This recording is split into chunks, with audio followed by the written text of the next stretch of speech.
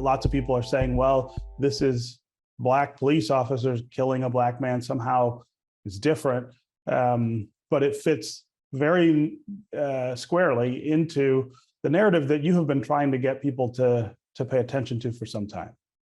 Yeah, and not just me, but there have been activists across the country and across the world that have been saying this since long before I started having these conversations with you.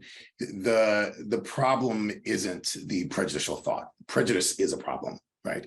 But it's the way the prejudicial thought is interwoven into systems in our country that transition prejudice into the ist or the ism, that make a prejudicial thought into racism, right? And allow that privilege and allow that social hierarchy to be maintained, that allow power to be exerted.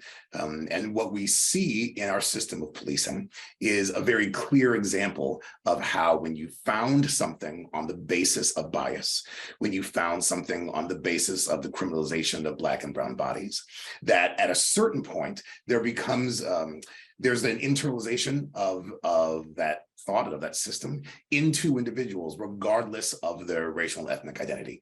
And so what has been really, unfortunately, very clearly displayed in this situation is how this system of policing is deeply, utterly, completely, at the root, flawed. I want to bring Deputy Chief Hope into the conversation. What John Sloan is saying is that there is no solve for policing as we know it, and that we've got to do something else. You are one of the people who's in charge of the police department in the largest, the blackest large city in America, Detroit. 80% of the population is African American.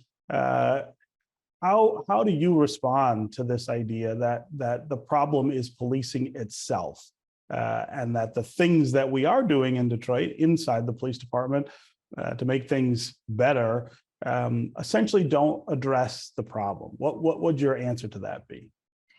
So first, I'd like to say, Stephen, the actions of these officers were just disgusting and appalling for me.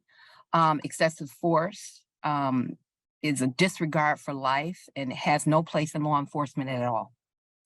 And I would have to say my thoughts are with the family and every impacted by Tyre Nichols' death. I would have to say that there needs to be more accountability. There needs to be more transparency in law enforcement. There needs to be better training, intervention programs, as well as crisis intervention, mental health co-response, the data-driven enforcement. We need to come together and we need to make sure that we're open for listening to our community for the needs, as well as providing these services that we know are so desperately needed in our communities. You know, I have not been able to bring myself to watch the video of what happened to Tyre Nichols, and that's unusual for me. You know, it's my job as a journalist to get as much information as I can about the things that I'm presenting to the audience and talking about with the audience. And you know, as hard as it was to watch videos in the past like this, I always did it. I can't get there. I wonder, in your work, what you counsel or what you are counseling people who are in that position, because I think that's kind of pervasive right now, is people don't know what to do with this. I think it's really important to check in with yourself. Like you're saying, if you are used to watching these videos, but you're starting to notice the toll that it's taking on you. Other people will say, I'm becoming desensitized and it's not affecting me at all. So I really need to step back, right?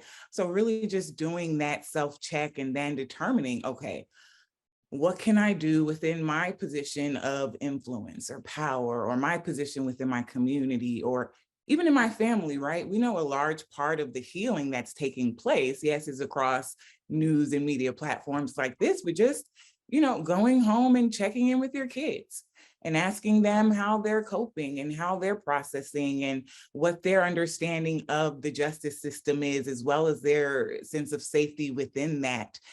system that should protect them, but doesn't look very friendly. And in the case of the media, looks deadly in most cases, right? So seeking opportunities to challenge those thoughts, seeking opportunities to unplug, disconnect, and really just tap into the love and the safety that you do have around you.